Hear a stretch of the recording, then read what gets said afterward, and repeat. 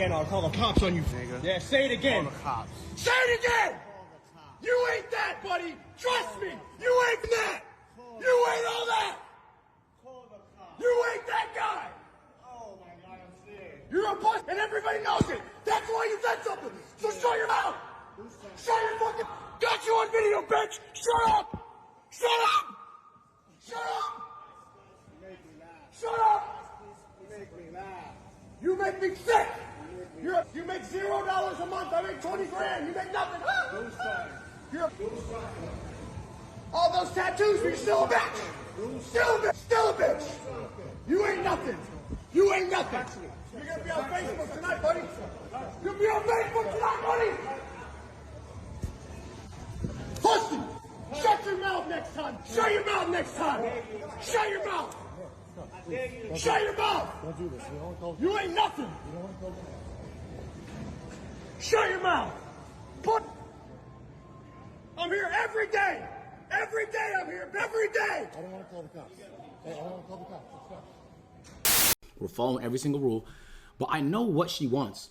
I'm telling you, if she calls enough times, eventually there will be a negative interaction because a police officer feels some type of way, and it has nothing to do with what we did. Really, it's just the way they react. Especially if it's like 5, 6 of us, black, bro, like the nigga did when we got swatted, people tend to overreact and get afraid. I know what she's doing. She's going to keep calling. She's going to keep calling, hoping for us to trip up. Yo, I want y'all to know that when I'm out of here, I will match her level of annoyance. I'm not trolling. I will match it because you will not be able to get away with bothering me, and I'm not bothering you. Not doing nothing illegal. I would never. I love my life too much. I'm a good civ, but I could be annoying, though, very legally. I could be very annoying.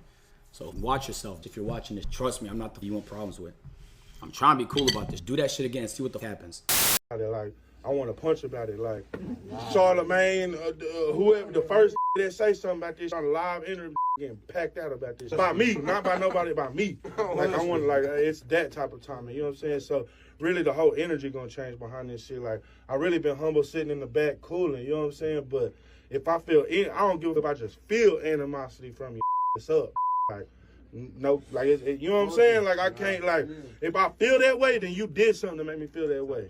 You know what I'm saying? I ain't just no weird like that. Like, nigga, if you made me feel that way, I feel that way. You know what I'm saying? So everything that comes from me is going to be genuine. You know what I'm saying? So. If we live in the same city and you trying to get me to come to a hotel, why? Because I don't. That mean you got a bitch at home. You might. I know you, but I don't know them niggas. You might be goons. You hiding something? Yeah, my house. Yo, bitch. Valuable shit in my house. I don't know you. Think I'm supposed to just let you in my house because I want some fuck that. I don't know that you quit all them liking your pictures on Instagram and get mad at me now. Try and kick my door and I gotta fight a murder charge because I wanted some. No, we gonna go to this hotel till we both get to know each other.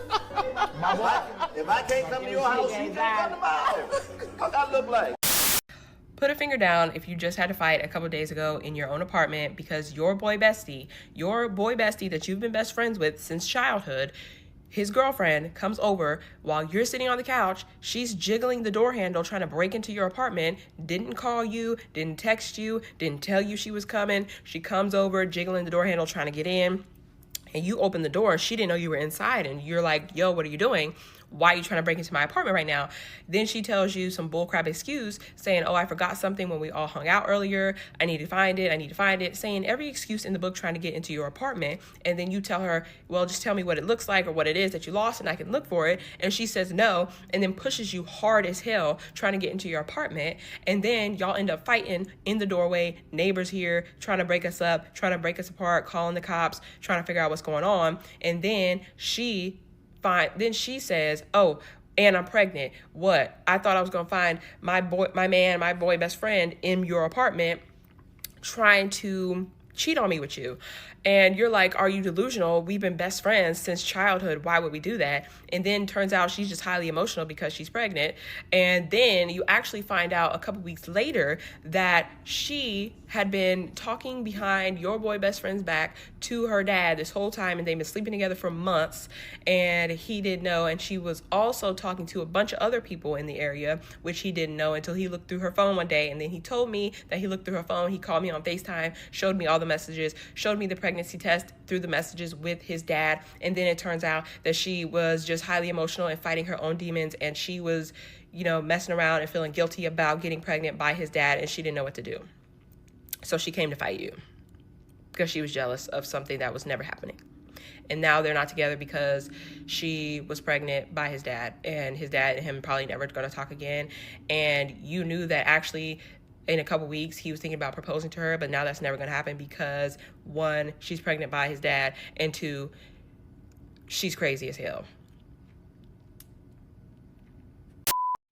I don't want to say I'm anti-man, but yeah, I'm kind of. Most successful men have a wife. Most successful women are single. Why? Well, it's simple. She's looking for somebody on her level, and he's looking for somebody. Other women clown women for dating someone beneath them, and other men are like, if you like it, I love it. That's why. Women do things to their own detriment and then say they hate men. That's all that post is. If successful women were willing to date people way beneath them financially and to take care of them, then they would have much more success in dating. It's just that as men make more money, their options open, and as women make more money, they close their own options. There are so many homosexuals out here. I know, because y'all talk about them all the time. With all those homosexuals, you don't think that one of those super successful women can take them and, you know, make him into a house husband? Yes, the answer is yes. Just like rich men see a fine girl at Walmart and be like, I like her shit. And not even rich men. Let's stop talking about rich people. Let's just talk about people who are well off. Like a guy who makes 6 figures is not looking for a woman who makes 6 figures unless he's like very specific about that. Almost every woman who's making 6 figures, almost, not all of them, but almost everyone is looking for a man who makes 6 figures or better. So you're chopping off your hand and then crying that it's bleeding. That's what you're doing. Well, I hate men because like all the successful men are married and all the successful women aren't. Well, that's because you did it to yourself. He gave himself more options. You took them away. And I get it. Being selective is I get all that. I support it even. But don't complain about it. Don't complain about it. I'm tired of this, Grandpa. That's too damn bad. So there's about 3 videos I actually want to talk about this time, and I'm going to try to be as short as possible. Number 1, the guy in the gym. I'm not sure if he's black or not. He was. I'm talking about the dude screaming. For number 1, you're doing way too much screaming over a word, and this is what I tried to tell a lot of black people before. All of the theatrics, all of this unnecessary energy that you're giving directly to this, all for them to just say it and smile directly in your face, knowing the fact that you're not going to do anything. You don't really have any type of stance directly behind it, except for getting emotional, going directly on social media and doing this. This is exactly why they do it.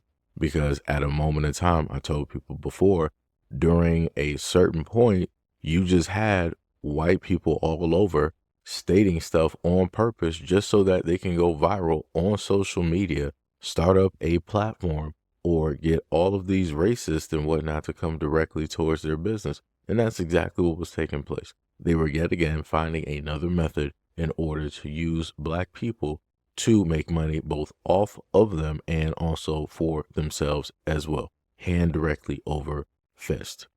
And here we have it, where you have an emotional, quote unquote, black person getting mad because somebody said the N-word in the gym. He said it because he knew that you weren't going to do anything. You were just sitting up there recording, just yelling, squawking, hollering, howling as if the moon was out during the daytime. All of that made no sense. Allow somebody who looked like they got fresh off the boat to get you that riled up. Somebody who looks like a straight immigrant to get you straight riled up, to get you that high, that angry. Your voice is shifting all types of octaves. All for what? To have other Caucasians there to body block and say, we're going to call the police. You need to leave. You need to leave. They called you the disturbance. You were the one that got called the word, but look how you're getting treated. Good job. Good job. This is what they've always been about. The person that you see in front of you is a streamer called Agent and he streams a variety of different content, and he's specifically a part of the AMP house, which is a streaming house with other young individuals who also stream various forms of content as well. What is happening at this moment in time is that his neighbor wants to keep repeatedly calling the police. And as he stated before, she's looking for a specific response. This is something, or echoing back to something that I stated back during the pandemic and so on, where you would have these types of individuals repeatedly calling, obsessively calling the police in order to get the wrong officer at the right time, in order to get the response that they are specifically looking for. And this is something that I've told Black people before. And I've also told people who are not Black, who are African, because if I can remember correctly, I think this young brother here is Ethiopian. And I've specifically told a lot of individuals out here that they will do this to you. That just because you may be different, you may be from elsewhere, whatnot, or whatever, they will still treat you like they treat Black Americans. They will call their dogs in order to get them to attack. It's only a matter of time before it happens, and he knows it as well. He knows exactly what she is trying to do. And it's interesting that I was able to see another video where she called the cops again, and the cops were trying to be like, oh, it doesn't really have anything to do with race. It's more this place that always gets, rented out, and there's always party and noise complaints and this, that, and third. So it's not really specifically about you. It's just the fact that trying to excuse away the racism that is taking place, trying to excuse away the reason really why it is that she's always calling the cops every day repeatedly. And the guy is a streamer. He's streaming everything that is happening, everything that is taking place. And during one of the times that the police came by on a boat, you had her in the window, and he saw her on the phone, and he made sure to snap a picture directly of that to start having some type of paperwork or paper trail of the type of harassment that is going on. Again, these people are not going to do anything up until something actually happens. Then people in America are going to stand back and be like, oh, it's not all of us. It's only a few. This person's just an individual. It's not indicative of every single person. It's going to be that same get along, kumbaya type of dance where we're all Jesus blood and we're all children of God and yada. It's the same nonsense. Just going to be honest, 100%, I can only blame Black people for the reason that this white guy feels so emboldened, and his name is Jin Lee, aka Ginger Lee, right? I just want to state to a lot of the Black folks out there that are all across the United States, this is what it looks like when you enable a lot of your friends who are Black to feel emboldened enough that they can say this with their chest and feel that they can embody this because they were around you, they grew up around you, they're around your families and all this other type of stuff. Y'all need to stop. 100%. And again, this is the same dude, he feels massively emboldened because I saw another video of him online where he had money on him and a gun directly in his pocket because I think he might be from Texas or whatnot or whatever. So yeah, he's going to feel directly emboldened. Yeah, he's going to sit up there and say like, yeah, people getting packed up behind this. I'm going to sit up and say whatever it is that I want to say. Doesn't it sound familiar? Because I literally just showed y'all Chet Hanks some years ago, and he was talking the exact same way. And Chet Hanks has been the same one flying from magically whatever hood that he was supposedly in because of the friends that he got. Well, I'm sorry. First, he was talking and acting like a white boy and still trying to masquerade as Black. Then he magically got some hood and started doing that. Then he sat up there and swapped to being Jamaican. And now he's over there in New York with a whole New York accent. Like I said, this is crazy. This is crazy, but this is because Black people allow this to take place. A lot of people always like to sit up there and state, especially people that look like this, both a Ginger Lee, right, and a Chet Hanks. People like that will always sit up there and tell Black people, oh, y'all don't move nothing. Y'all don't have no culture. This, that, and the third. And they'll have some of the other cohorts come on podcasts and try to tell Black people, oh, get that unk stuff directly out here. We ain't trying to hear, no stuff from the 70s and all this other type of stuff and yada, yada, yada.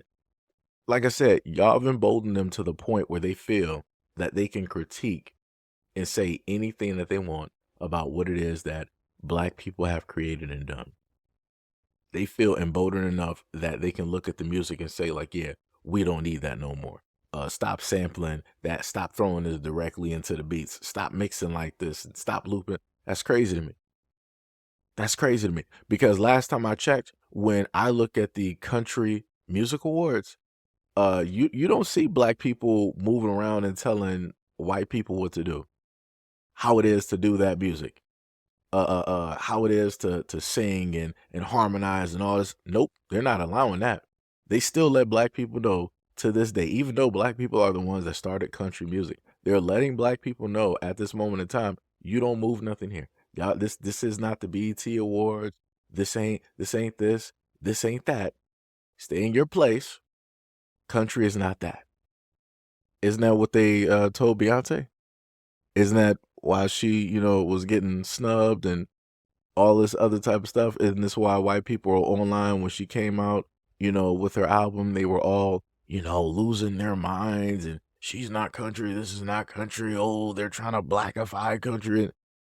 Amazing, isn't it? It's amazing how something that they didn't create, they can make sure to gatekeep, right? They will make sure that all of the attention is specifically on them. They'll make sure that all of their music is specifically about them. Even if minorities are there, overwhelmingly 99.9%, they will make sure that all the music and everything there will be reflective of them, including people giving the awards.